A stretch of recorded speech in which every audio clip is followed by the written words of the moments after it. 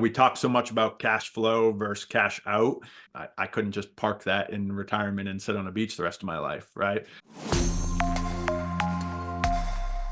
Hey, Pat and Doug here again with another episode of the Wealthy Fitness Entrepreneur. And today we've got a big topic. Doug sold his gym. So I'm going to just ask Doug to start to unpack a little bit of this, and I'm going to give him questions that I have not prepped him on or whatever else and see where this goes. So, Doug, get us started. Yeah, big announcement for sure. I think it was, for context, for those that don't know, I started Spurling Fitness back in 2000, had it for 12 years, and I'm sure we'll unpack it. But the short and sweet of it is, it was at capacity for a brick and mortar training gym, single location, and opening multiple of brick and mortar locations that I operate is not a goal of mine. So it was time to instead of just cruising and letting others run it, to pass the baton. Excited for the next chapter, and certainly for those that I think, to start, I would say it was never crystal. I didn't know even 5 years ago that I was going to sell. But I think it became clearer and clearer that an exit was a good strategy. Not that I even had it set in stone that exit was the only strategy or sale was the only strategy. But I do think it's important to think like long term, what your gym is going to be and what it could become and what your plan is with it. Yeah, I mean, I remember wrestling with selling, and I mean, I sold a gym, a personal training business, franchise stuff, but I remember being very emotionally attached because I was in them and I was very emotionally attached to the clients. And in some ways, I thought, man, I'm almost undermining a relationship with people. And I think one of the things that probably from the outside looking in, and you and I haven't talked about this piece of it, but from the outside looking in, it probably made a sale a little less of an emotional thing. And not that it wasn't at all, was the fact that you had worked yourself out of the day to day operation of the facility. So, talk about that a little bit. Yeah, I mean, since 2018-ish, so we're talking the last 5 or 6 years, I really hadn't played a coaching role and day-to-day role. So built a team of great coaches. Most of our growth, like top line growth, came from 2016 to 2018. Those 3 years, we were basically doubling every year. And I was hiring in our industry, I would say pretty aggressively, right? Like every 6 months, we would add a coach. And so to keep up with the growth. And so we were able to get to a point where we had a half dozen or so full-time coaches, and 3 in the morning, 3 in the afternoon, and the coaching was covered. I got to the point where I was just doing the sales and marketing and a little bit of the team development. And Josh, who I'm sure you will hear a couple times throughout today's episode, at that point, he was my first coach that I ever hired back in 2012. And at that point, he was kind of the head coach, right? He was doing the coaches' schedules and he was training the coaches and kind of playing the mentor for some of our newer coaches. And so I was still growing the business. And then it got to a point in 2019, shortly before the pandemic, and frankly, through the pandemic, where we were able to have a client experience person, Mel, who's no longer with the team, but I can't speak highly enough for her. She kind of what became my right hand, and I was able to mentor her on the sales and marketing. So Josh could focus on the training, and she really focused on the sales and marketing. So taught her everything there was to sales and marketing. And so now at that point, certainly stepped in during the pandemic. I'm not gonna say that was easy, but more from a strategy perspective, right? Helping them kind of make decisions of how to strategize like we all had to do during that. And then 22, 23, really taking a hard look at, okay, Mel, who I spoke about, she left to be a stay-at-home mom. And so Josh was forced to some degree. He's learned to love it over the last couple of years, but he was kind of forced to learn sales and marketing. And so really over the last 2 years, he was doing staff development. His coaching hours were single digits, so we had the bandwidth to focus on sales and marketing. So yeah, it got to a point where I didn't need the day-to-day involvement, which sounds good, but also, as I wrote about on social media, I think it certainly has a wearing of your values, that you can ride the wave of it being nice for a while, and then at some point I'm not really pulling a lot of weight here, and I'm still taking a good benefit from it. So it was certainly time to pass the baton. I think that certainly made it easier because some people get so ingrained in the day to day that it becomes part of their identity and it's hard for them to detach. That's clearly to me why the easiest sale for me was what was the health club that I lived 2 hours away from, because I didn't have an emotional attachment to the membership base, the training clients. I think that's always an interesting piece because some people just, I don't think they can envision themselves selling in some cases because of that. And maybe that's partially why the cash flow versus cash out thing is still very appealing, because regardless of which path you take, you can still build wealth. Okay, if that's the first little piece of this, how did you navigate that? The second thing I wanted to talk through is how, like, what did you learn through this process? And I know that's a really big one to unpack, but I know that you talked about some of the things on social media, and I figure we can start there. And if there's anything we need to expound on, we can. Yeah. So the sale process, I think where I got to the decision first was, aside from, we kind of talked about the operational piece of it, like the wearing of the values, wearing down on my values. Like Josh is doing a lot of the work and he was fairly compensated, but he wasn't being paid like I was being paid. And so the really the wearing of the values was a big component of it. But the sale was started with a conversation with Josh and was like, hey, is this something you'd even be interested in? Because for clarity, I don't know if I would have sold it to anybody else. It was a really easy sale in the sense of, it's been 2 weeks, week and a half, and like nothing. I've had zero questions, no changes, nothing. And Josh and I are, for clarity, for those that don't know, Josh and I are like best friends, and we've been friends since college. So there's certainly the personal side of this as well that I wanted him to succeed in. So that would be a kind of, if you ever do plan to exit, and even if you don't, I think having kind of your right hand person that can be your day to day was, it certainly made things a lot easier. And I know that's not always possible, but selling it to somebody who is already running the business is, both from their end, he was very comfortable taking on a risk, a financial risk, because there was no operational risk of walking into a gym that he didn't know, or selling something that, or buying something that he'd never stepped foot in. Also, from a client perspective, I sold Spurling Fitness. I didn't sell a unbranded name, but frankly, as we spoke about, he was the day to day. So there was not an interruption to the clients. Sure, veteran clients were curious, but at this point, it had been so many years since I had worked with them on a training level that there was a personal connection, but there wasn't like a I see you every week connection. So as far as what I learned throughout the process, once we had that conversation and he's, yeah, I want to do this. The first thing I would say is, I cannot speak highly enough of the SBA. I know they're like, obviously they're the SBA and they're gigantic, but I still own our building that the gym is in. And they were the ones that helped me buy the building back in 2015. And they were the ones that gave Josh financing for 90% of the purchase price, which is, if you're familiar with anything in real estate or business sales, being able to only have to come up with 10% is, in a non-owner finance deal, this was all financed through the SBA, I think is amazing. So from a resource perspective, I know even if you're not selling, they have great resources. So that's, I would certainly want to say that. And then the final thing, as far as learn goes, is kind of valuing what I built over the last 10 years, because it's hard to value a service-based business. Because if we look at it, we can look at it through a couple different lenses. We can say, yeah, this is worth 7 figures because it generates this much revenue, and here are the financials. But at the end of the day, what was Josh buying? We had maybe 60 grand in equipment, right? It wasn't buying, it's not like you're buying a physical, tangible thing. You're buying clients that are loyal to a brand. You're buying what an accountant would call goodwill.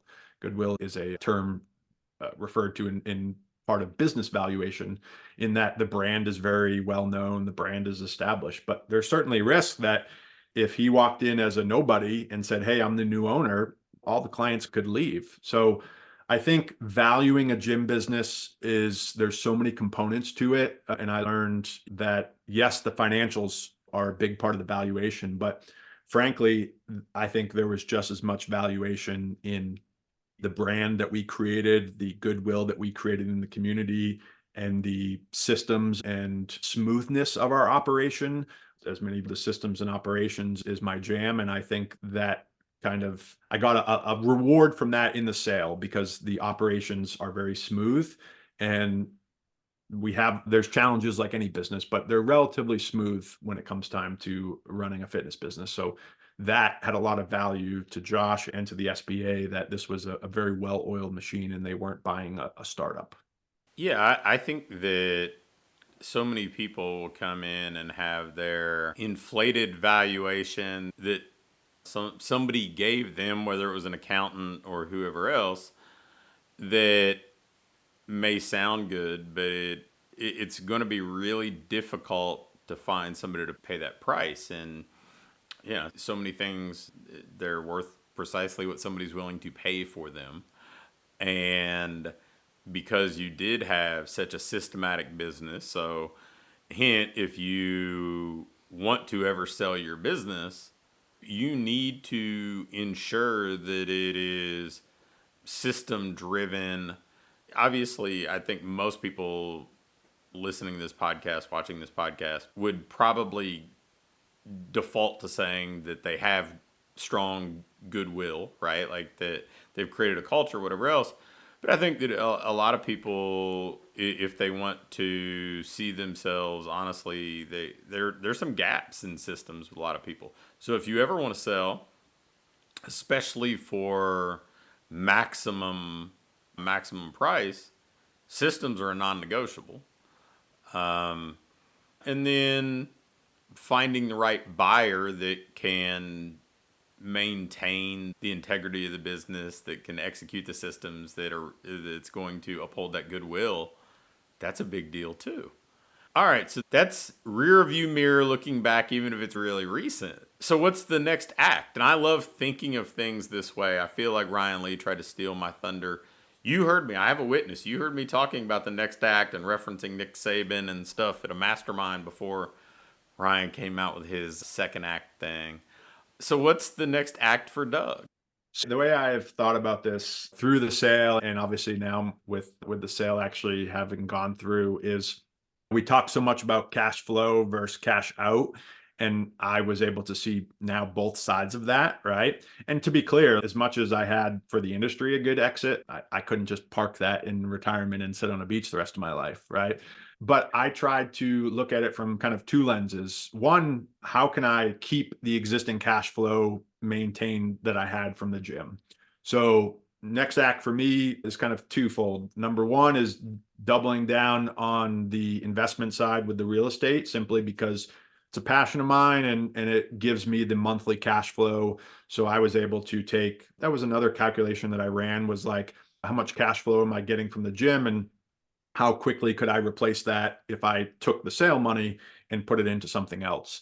And buying some real estate that will be able to generate as much cash flow as the gym. So my monthly cash flow doesn't really change. But while that's marinating on behind the scenes, I think the second act in this industry is obviously continuing to do what we're doing with our stuff in our boardroom group. And to be clear and transparent to some degree, I think that was one of my larger fears with the sale. Is there's this industry, if you're looking at it as a whole, is filled with just a boatload of gurus that don't walk the walk. And I'm not here to talk negatively about any of them, but I think that was a concern of mine, is you're coaching gym owners and you don't own a gym anymore. And that probably from a professional level was the time I spent the most processing. And frankly, the way that kind of helped me, I guess, be okay with that, is that most of the gym owners that we help, they'd be ecstatic if they ever got to the size that we got to. And so I've kind of walked the walk. And if somebody does want to sell at some point, I can now help them and speak to that. And also a tip that I got, and I have to give credit, our buddy Sumit was the one that first mentioned it to me. He said, make sure you retain your IP, your intellectual property. And that was, and I know we've talked about it and a few of us brainstormed about that. That was an important part for me to retain that, so I can use it for future projects and use our systems and our checklists. So I still own kind of the material, I guess, for lack of a better term, of the business. That way we can use it for future projects. But yeah, I think to wrap, I would say not feeling like I'm pulled in three different directions mentally. Physically, I mean, I'm in my office all day. I'm not physically hours being pulled anywhere, but mentally, I think when it's your business, you're always going to be thinking about it, even if you're not running the day to day. Now, really only having to focus on the stuff we do with the gym owners, and the real estate is certainly not a stress. It's more of a passion project, if anything. So having to only focus on those two things professionally has been a nice little sigh of relief to some degree. I understand the whole, well, I walk the walk and I am a gym owner, and but I will say that the vast majority of people that I know that kind of bang that drum as their calling card, they say, well, I own a gym, and so that gives me credibility. I'm like, well, that gives you credibility if somebody's in your market, running your model, doing the exact same thing that you're doing.